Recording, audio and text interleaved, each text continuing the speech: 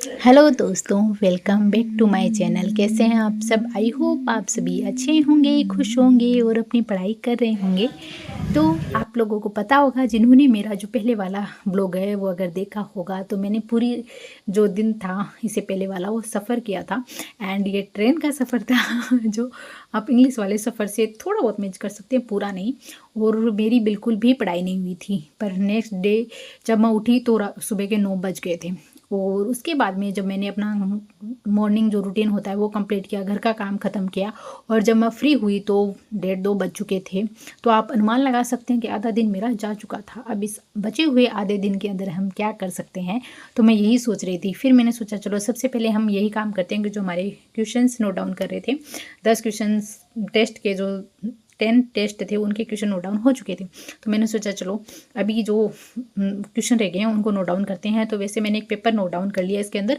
और उसके बाद में आज मैंने डिसाइड किया कि जो भी सब्जेक्ट वाइज रहते हैं, हमारे विद्यालय विषय हो जाते हैं, उनको हम अलग से नोट डाउन करेंगे विद्यालय विषय को, और अपने जीके वाले पोर्शन को वो अलग रखेंगे। तो मैंने अपने इस रजिस्टर को 4 पार्ट में डिवाइड कर दिया है। एक तो हो जाता है हमारा राजस्थान का जीके आ जाएगा इसके अंदर, और फिर इसके अंदर आ जाएगा हमारे विद्यालय विषय।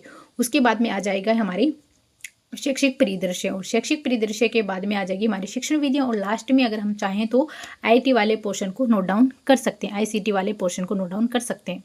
तो इसलिए मैंने अपनी जो ये टेस्ट वाला रजिस्टर था इसको 4 पार्ट में डिवाइड कर दिया। और इस मुझे पता है सबसे ज़्यादा इसमें जो आएंगे वो जीके वाला ही पार्ट आएगा।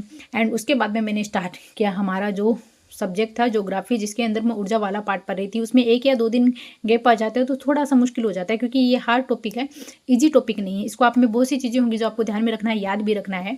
तो मैंने इसको पढ़ना शुरू किया वापस, और मेरी क्लास हो चुकी थी। लास्ट क्लास थी जो मुझे इसमें लेनी थी वो मैंने कंप्लीट कर ली। और इसके आगे का जो वीडियो है शायद यूट्यूब पे अवेलेबल ना हो, तो मुझे बुक से ही पढ़ना पड़ेगा। फिर मैंने शुरू से लेकर जो मेरी फर्स्ट क्लास थी उसका मैंने रिवीजन किया, नोट डाउन कर करके रिवीजन किया, अपने तरीके से थोड़ा शॉर्ट लिखने का भी प्रयास किया। तो इस तरीके से मेरी ज्योग्राफी है वो कंप्लीट हो जाती है। और ज्योग्राफी कंप्लीट होने के बाद में मैं सोचती हूँ कि अब क्या करूँ।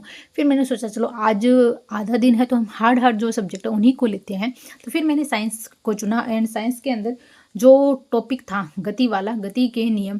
तो देखो, ये गति के जो 3 नियम हैं इनको याद करना जरूरी था, क्योंकि कभी भी क्वेश्चन आ सकता है कि कौन से नियम से भी पूछा जा सकता है। तो तीनों नियम को अच्छे से समझना बहुत ज़रूरी था। तो मैंने तीनों नियम को अच्छे से समझा।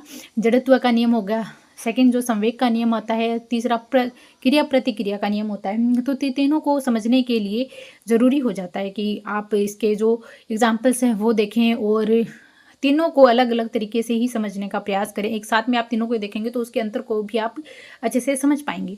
एंड उसके बाद में जो मैं ये पढ़ती हूँ, ये जो मेरा फिर उसके बाद पढ़ने का कुछ मन नहीं कर रहा था कि अब क्या पढ़ूँ, कौन सा सब्जेक्ट पढ़ूँ। मुझे मैथ पढ़ना था, पर मैथ पढ़ने का मेरा मन नहीं कर रहा था, क्योंकि बहुत ज़्यादा थकावट सी महसूस हो रही थी। तो मुझे मतलब वो नींद वाला जो आता है ना टाइम, वो हो रहा था। तो इस वक्त मैं वो ये करना नहीं चाहती थी, क्योंकि मुझे पता था अगर मैं मैथ करूँगी तो वो 1 घंटा लेगा पूरा पूरा, और फिर मैं अगले दिन वापस मेरा जो रूटीन है, जो सेटअप चल रहा है वो ख़राब हो जाएगा।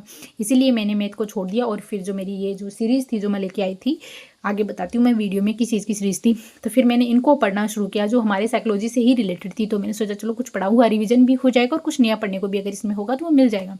तो कुछ परिभाषाएँ थी जो बिल्कुल ही नहीं थी जो मुझे पढ़ने को इसमें मिली।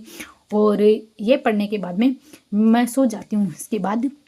और अभी जो रीट का एग्ज़ाम है वो आने वाला है। तो रीट के एग्ज़ाम के लिए अभी मैं आपको 2 ही बातें बताऊंगी, और आपको दोनों बातों को करना है, कंपल्सरी बना लीजिए इसको। फर्स्ट तो यही कहूँगी कि अपने बारे में जितने भी नेगेटिव थॉट अब आ रहे हैं उनको हटा दो। जब भी नेगेटिव थॉट आए उनको हटा दो, उसकी जगह अफर्मेटिव सकारात्मक सोच को, विचारों को अपने दिमाग में लेकर आओ। जैसे होगा ना, पता नहीं मेरे कितने मार्क्स आएंगे। अभी आपके जो मॉक टेस्ट में नंबर आ रहे होंगे, मॉडल पेपर में नंबर आ रहे होंगे, कुछ क्वेश्चन ऐसे होंगे जो याद होते हुए भी याद नहीं आ रहे होंगे। तो उन सबको थोड़ा सा ना आपको हटा देना है। नेगेटिविटी जितनी भी अपने इर्द गिर्द अपने एग्जाम को लेकर उनको हटा दीजिए, और अच्छे से पॉजिटिव वे में अपने आप को रखिए कि मैं सब कुछ कर लूँगी, मुझे आता है, मैंने जितना पढ़ा है वो काफ़ी है, इनफ है, मैं बहुत अच्छे से पेपर करूँगी। और इस तरीके से तरीके के विचार को अपने दिमाग में बार बार लाने का कोशिश करो, ताकि जितना भी जो नेगेटिविटी है, स्ट्रेस है, वो दूर हो जाए। और जैसे ही नेगेटिविटी सारी साइड हट जाएगी और आपको खुद पे विश्वास होना शुरू हो जाएगा, और जैसे ही आपको खुद पे विश्वास होना शुरू होगा, आप इस एग्ज़ाम में बहुत अच्छा कर जाएंगे। आपने जितना भी जो भी पढ़ा है वो एकदम बेस्ट है, एकदम सही है, उससे बाहर कुछ नहीं आएगा। खुद पर बस विश्वास बनाए रखना, और अंत में आप बहुत अच्छा कर जाएंगे। All the best. और उस दिन मैं मार्केट गई थी तो मैं कुछ बुक्स वगैरह भी लाई थी, पर वो मैंने दिखाया नहीं। तो स्टेशनरी शॉप पर बहुत भीड़ थी तो मैं नहीं दिखा पाई थी, अब दिखा देती हूँ। तो ये मैं मेरी बीएड की सीरीज़ लेके आई हूँ। फर्स्ट सेमेस्टर के मेरे एग्ज़ाम स्टार्ट होने वाले हैं अभी, तो ये उसकी सीरीज़ हो गई। एंड सेकंड जो मैं लाई हूँ ये मैप है, और ये भारत का मैप है। वैसे मेरे पास में भारत का ये वाला मैप है, पर ये उधर साइड है, तो अगर मैं जब भी पढ़ती हूँ मुझे सामने की साइड में चाहिए, तो ये वही था। और इसको लटका भी सकते हैं, इसीलिए मैं लेके आई हूँ कि मेरे सामने ये जो वाली विंडो है यहाँ पे मैं इसको लगा भी सकती हूँ आराम से, और पास में से अच्छे से दिखेगा भी। ठीक है, एक ये मैप हो गया। और इस मैप के बाद में एक मैं लेके आई थी ये क्रोनोलॉजी की बुक, जो बहुत ही सही है। और उसके बाद में एक लेके आई थी मैं स्टिकी नोट्स।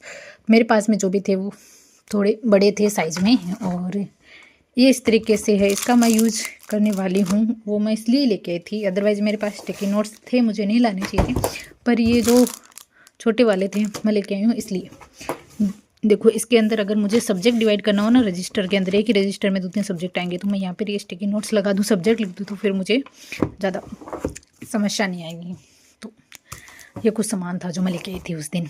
आई होप आज का वीडियो आप लोगों को पसंद आया होगा। अगर वीडियो पसंद आए तो प्लीज़ चैनल को सब्सक्राइब करना, वीडियो को लाइक करना। मिलते हैं अगले वीडियो में, तब तक के लिए आप अपना ध्यान रखना, खुश रहिए और पढ़ते रहिए।